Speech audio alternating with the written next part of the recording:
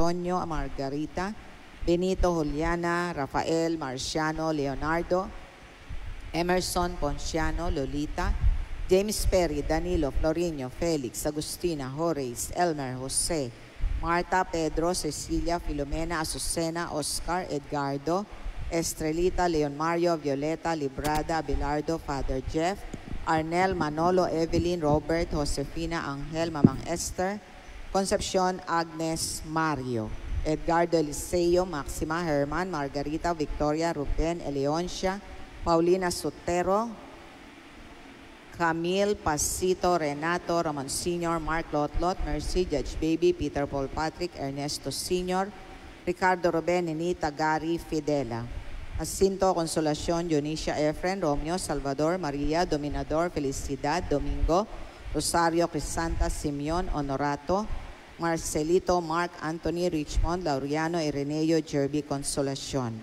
Jesus, Rolando, Antonio Sr., Remigio Sr. Para din po sa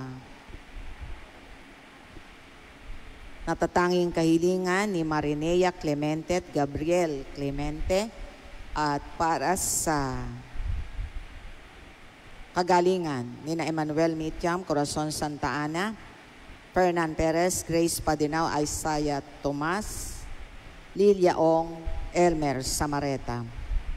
Para din sa pasasalamat ni Mr. and Mrs. Rowena Antonio Namora Jr. and family, Ong family, Mela Disor Micham and family, Greg and Abby Disor, Linda Disor, Manalili, Imani family, Leonilo Disor, Luis Disor, Oscar Disor, Remy Disor, Balunsat, at ang pamilya ni Fidela Mitiam.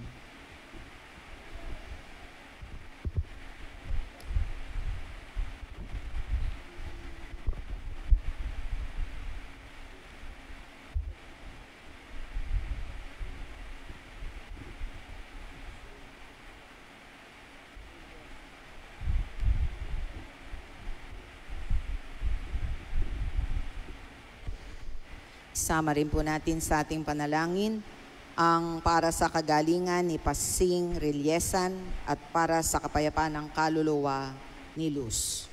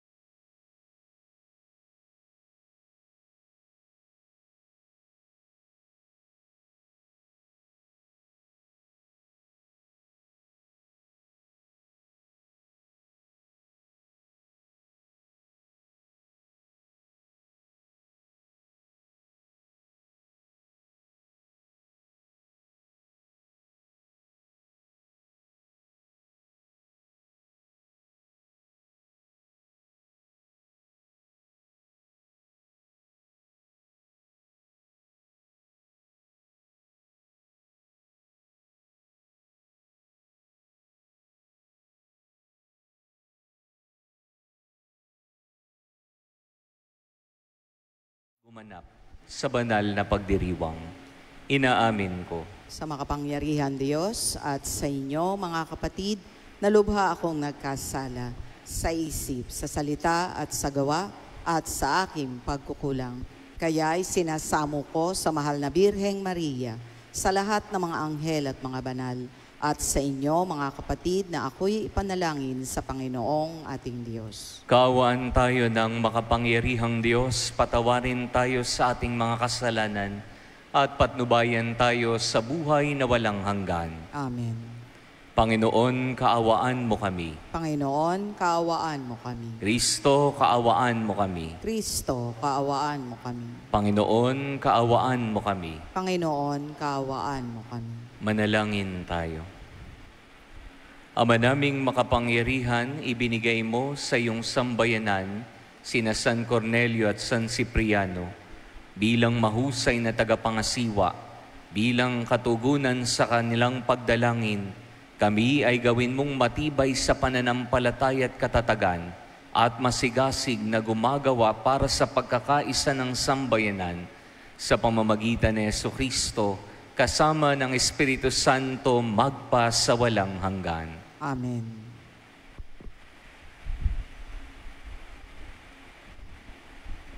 Pakinggan po natin ang pagpapahayag ng salita ng Diyos.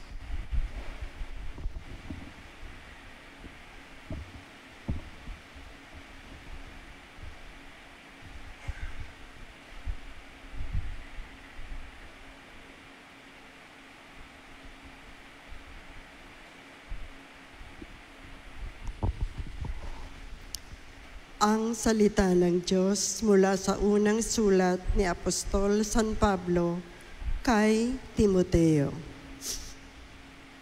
Pinakamamahal, totoo ang kasabihang ito.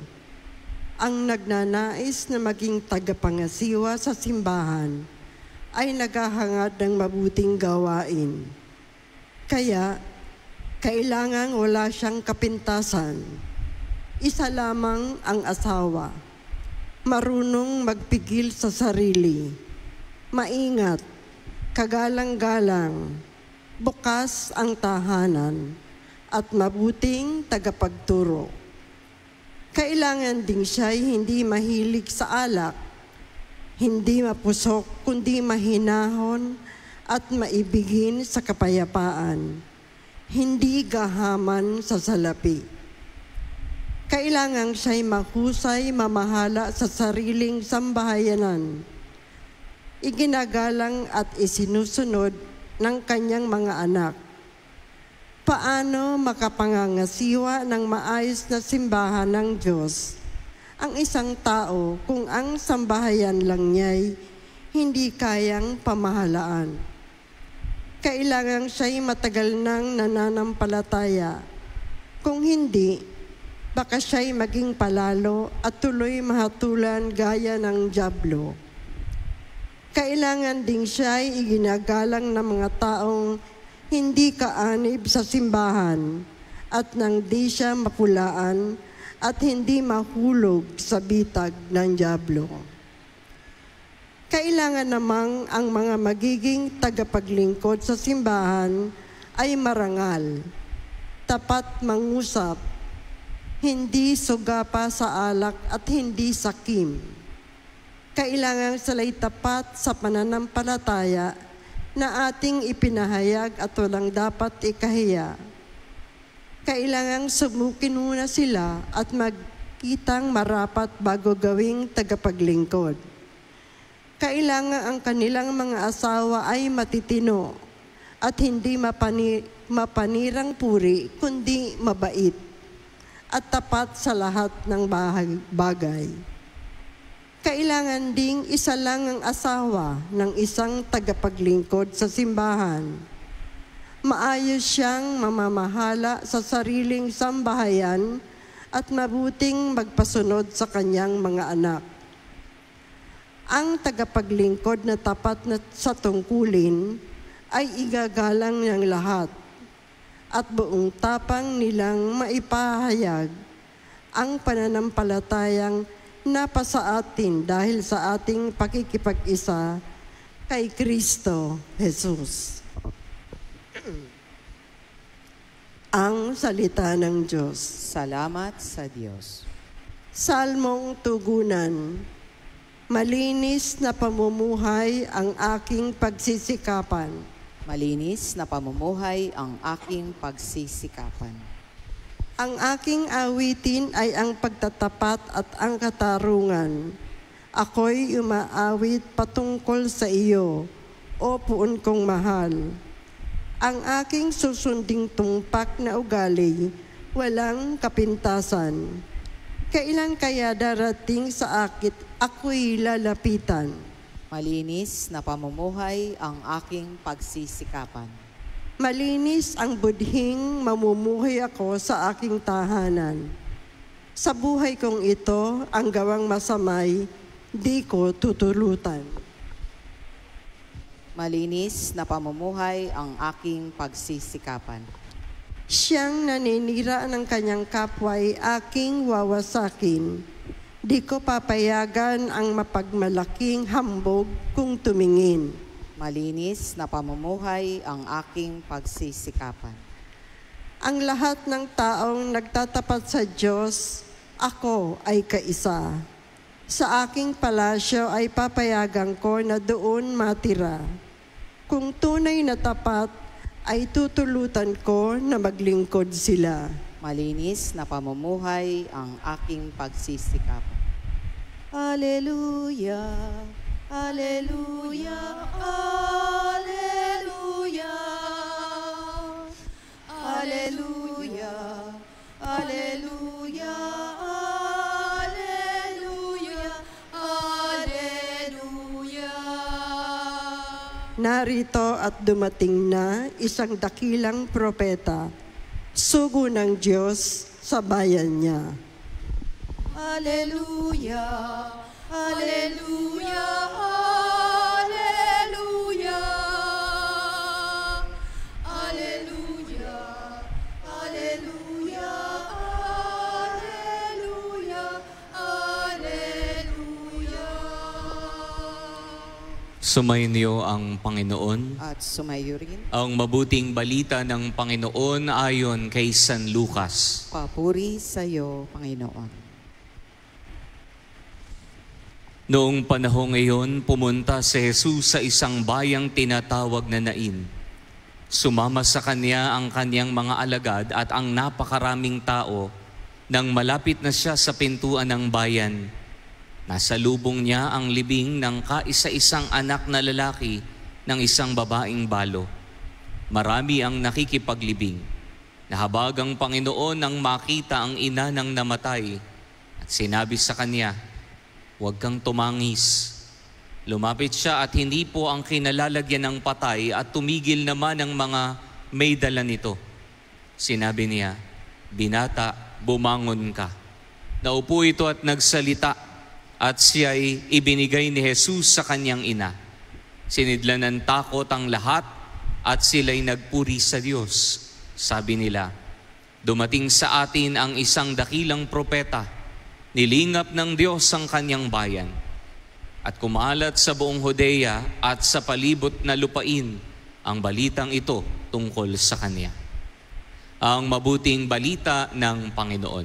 Pinupuri ka namin, Panginoong Hesukristo. Magandang umaga po mga kapatid.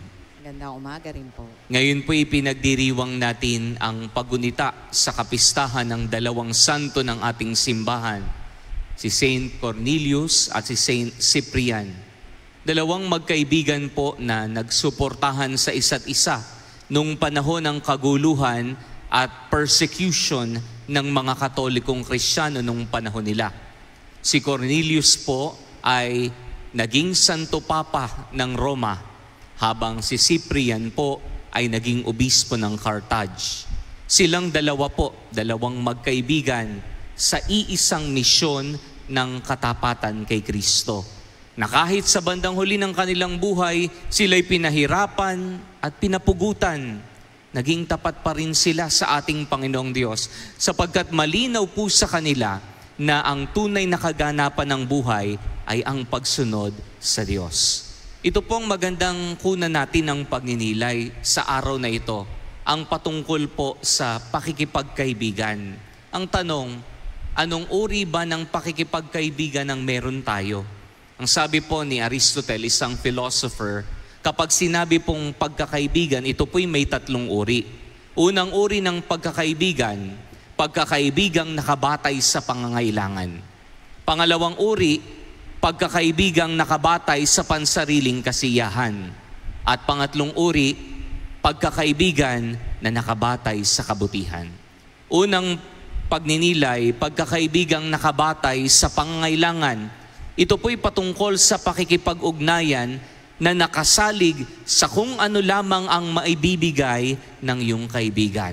Sasabihin, friend kita kasi nakakatulong ka sa akin.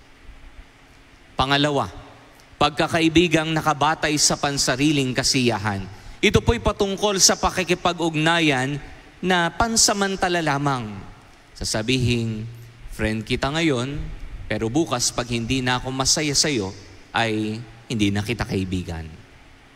Pangatlo, pagkakaibigang nakabatay sa kabutihan. Ito po'y patungkol sa pakikipag-ugnayan na naglalayon ng kabutihan sa isa't isa. Ito'y makikita po nating tunay at totoong pakikipagkaibigan sapagkat ninanais ng isa na mapaunlad at mapalago ang buhay ng kanyang kaibigan para sa kabutihan.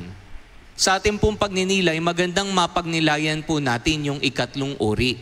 Magandang suriin po natin kung mayroon ba tayong tunay at totoong kaibigan.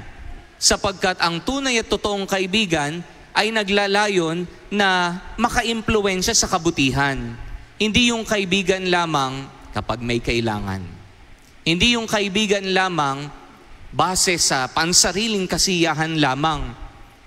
Sa pagdiriwang po natin ngayon ng pagunita sa kapistahan ni San Cornelio at San Ciprian, ito po'y pinapakita sa bawat isa sa ating naririto ngayon. Kamusta ba ang uri ng pakikipagkaibigan mo? O yung mga kaibigan mo ba sa'yo? Kamusta? Nawa, suriin nating mabuti yung ating mga kaibigan na hindi yung mayroon nga tayong kaibigan pero sila'y kaibigan na napapasama pa tayo at napapalayo sa Diyos. Ating pong pagnilayan ito sa pagpapatuloy ng ating banal na pagdiriwang. Amen.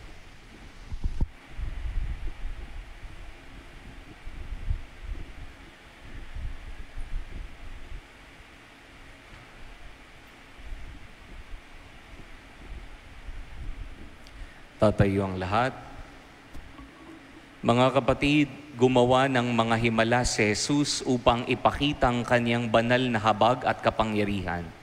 Puno ng pagkamangha sa ganitong mga kahanga-hangang bagay, manalangin tayo sa Ama na nagsugo sa ating tagapagligtas. Atin pong itutugon, Panginoon, dinggin mo ang aming panalangin. Panginoon, dinggin mo ang aming panalangin. Sa pamamagitan ng paggabay at tulong ng mga pastol ng simbahan, naway maipakita ang pag-ibig at kalinga ng Diyos sa sambayanan. Manalangin tayo sa Panginoon. Panginoon, dinggin mo ang aming panalangin. Ang gobyerno, naway maging daan at mahabaging pag-ibig ng Diyos sa katangi-tanging pagkalinga at pagtulong na kanilang ibinabahagi sa mga dukha at mga may sakit. Manalangin tayo sa Panginoon. Panginoon, dinggin mo ang aming panalangin. Yaong mga nagdusa sa pagkawala ng kanilang mahal sa buhay, naway muling sumampalataya sa buhay sa tulong ng Diyos. Manalangin tayo sa Panginoon. Panginoon, dinggin mo ang aming panalangin. Ang mga may sakit, katulad ng anak ng balo, naway makadama ng mapagpagaling na kamay ni Jesus. Manalangin tayo sa Panginoon. Panginoon, dinggin mo ang aming panalangin. Ang mga tapat na yumao, naway muling ibangon sa kaganapan ng buhay sa presensya ng Diyos. Manalangin tayo sa Panginoon. Panginoon, dinggin mo ang aming panalangin.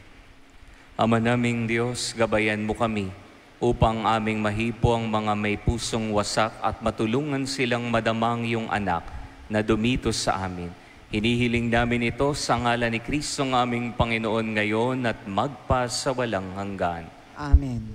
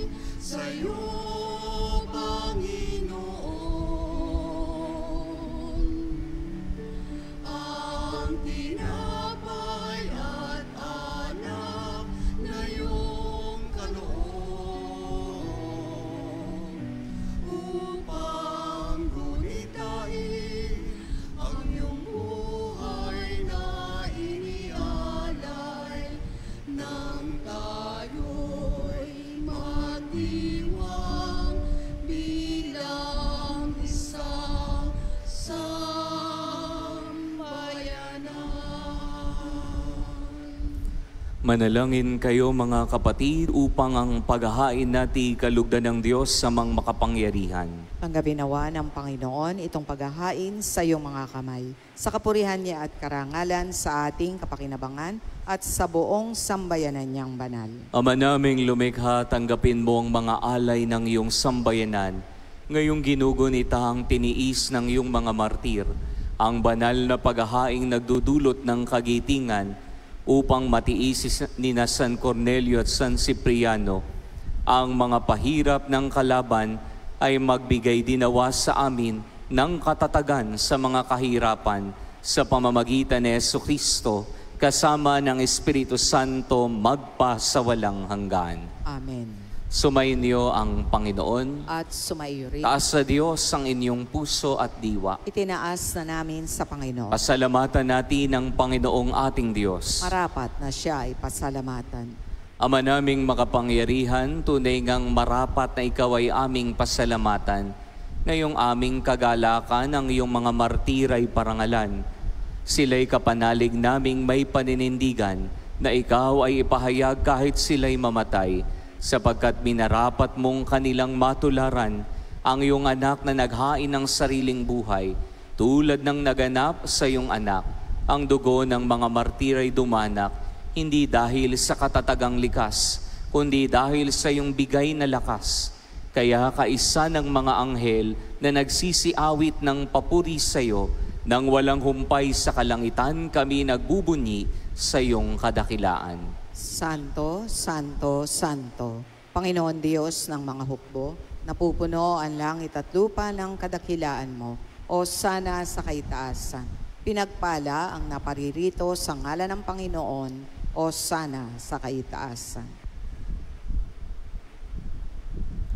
Ama naming banal, ikaw ang bukal ng tanang kabanalan, kaya't sa pamamagitan ng iyong Espiritu, gawin mong banal ang mga kaloob na ito, upang para sa amin maging katawan at dugo ng aming Panginoong Hesukristo. Bago niya pinagtiis ang kusang loob na maging handog, hinawakan niyang tinapay. Pinasalamatan kaniya. Pinaghati-hati niya iyon, iniabot sa kanyang mga alagad at sinabi, "Tanggapin ninyong lahat ito at kanin. Ito ang aking katawan na ihahandog para sa inyo."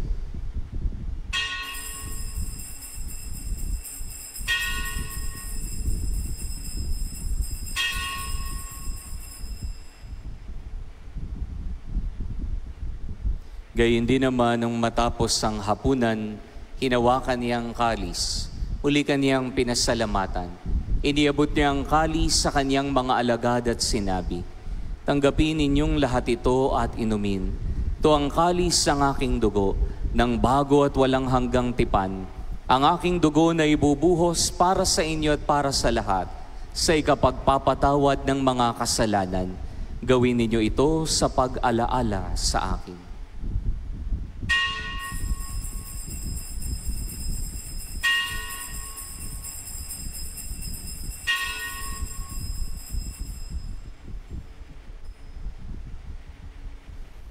Pagbunyi natin ang misteryo ng pananampalataya. Si Kristo'y namatay, si Kristo'y nabuhay, si Kristo'y babalik sa wakas ng panahon. Ama, ginagawa namin ngayon ang pag-alaala sa pagkamatay at muling pagkabuhay ng iyong anak. Kaya't inialay namin sa iyo ang tinapay na nagbibigay buhay at ang kalis na nagkakaloob ng kaligtasan. Kami nagpapasalamat dahil kami iyong binarapat na tumayo sa harap mo para maglingkod sa iyo. Sinasamo namin kaming magsalo-salo sa katawan at dugo ni Kristo ay mabuklod sa pagkakaisa sa pamamagitan ng Espiritu Santo. Ama, lingapin mo ang iyong simbahang laganap sa buong daigdig. Puspusin mo kami sa pag-ibig. Kaisa ni Leon na aming Papa, ni Dennis na aming Obispo at ng Tanang Kaparian. Alalahanin mo rin ang mga kapatid naming nahimlay nang may pag-asang sila'y muling mabubuhay. Gayon din ang lahat ng mga pumanaw. Kawan mo sila at patuloyin sa iyong kaliwanagan. Kawan mo at paging dapating kaming lahat na makasalo sa iyong buhay na walang wakas. Kaisa ng mahal na Birheng Maria na Ina ng Diyos, ang kaniyang kabiyak ng puso si San Jose, kaisa ng mga apostol at lahat ng mga banal na nabuhay dito sa daigdig ng kalugod-lugod sa iyo, may pagdiwang nawa namin ang pagpupuri sa ikararangal mo sa pamamagitan ng iyong anak na aming Panginoong Hesukristo. Sa pamamagitan ni Kristo, kasama niya at sa Kaniya, ang lahat ng parangal at papuri ay sa iyo, Diyos amang makapangyarihan, kasama ng Espiritu Santo magpa sa walang hanggan. Amen.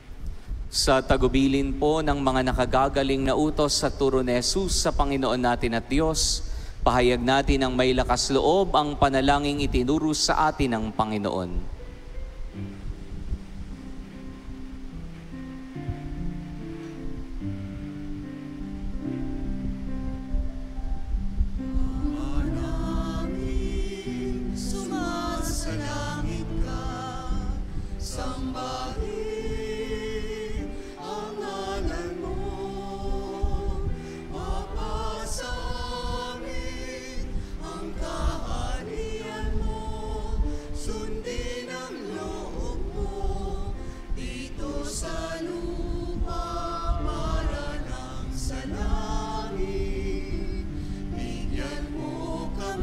Ngayon ang aming kakayahan.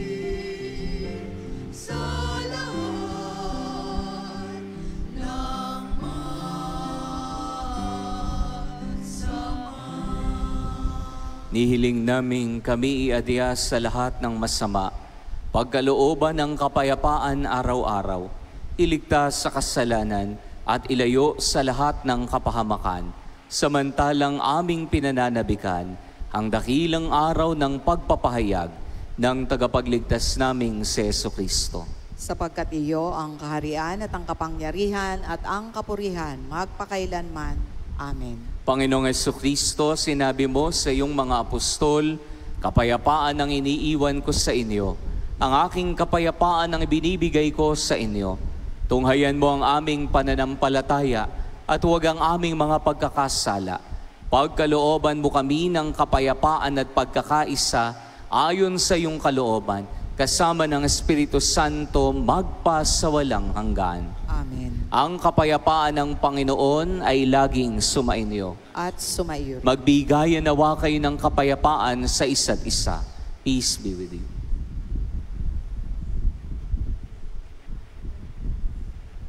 Kordero ng Diyos na nag-aalis ng mga kasalanan ng sanlibutan, maawa ka sa amin. Kordero ng Diyos na nag-aalis ng mga kasalanan ng sanlibutan, maawa ka sa amin. Kordero ng Diyos na nag-aalis ng mga kasalanan ng sanlibutan, ipagkaloob mo sa amin ang kapayapaan. Mga kapatid, ito ang kordero ng Diyos. Ito ang nag-aalis sa mga kasalanan ng sanlibutan. Mapapalad tayong inaanyayahan sa kaniyang banal na piging. Panginoon, hindi ako karapat-dapat na magpatuloy sa iyo, ngunit sa isang salita mo lamang ay gagaling na ako.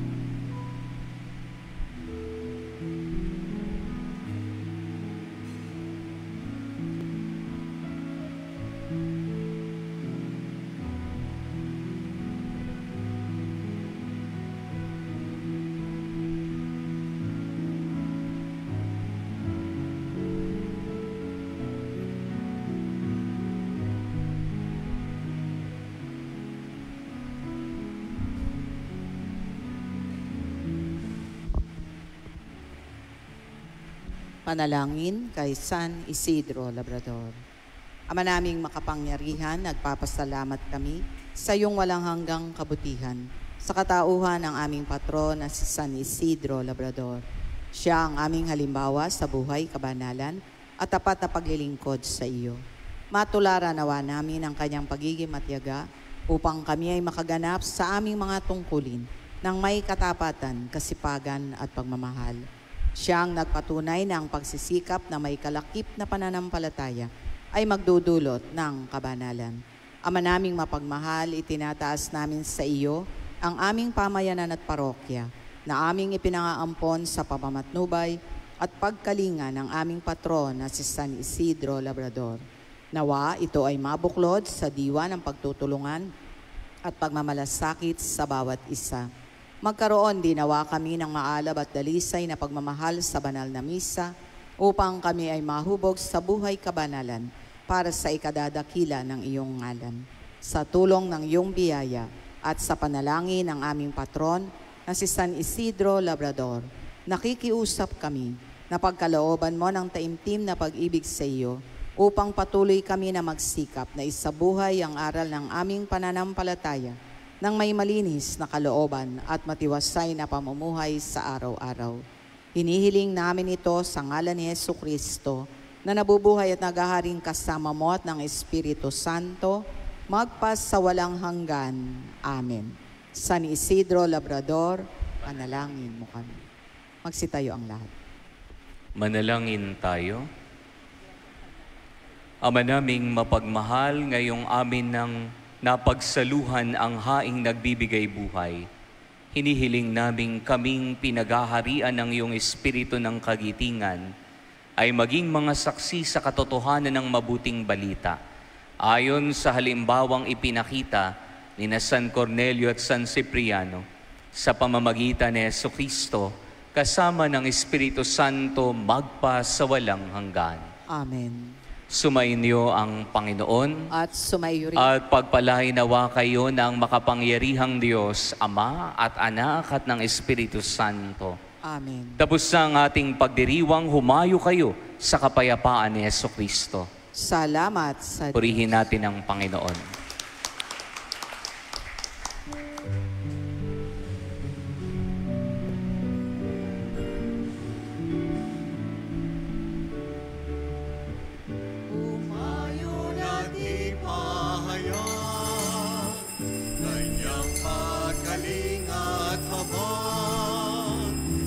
Buhay, pag-ibig at katarungan, tanda ng kanyang kaharian. Sa panahon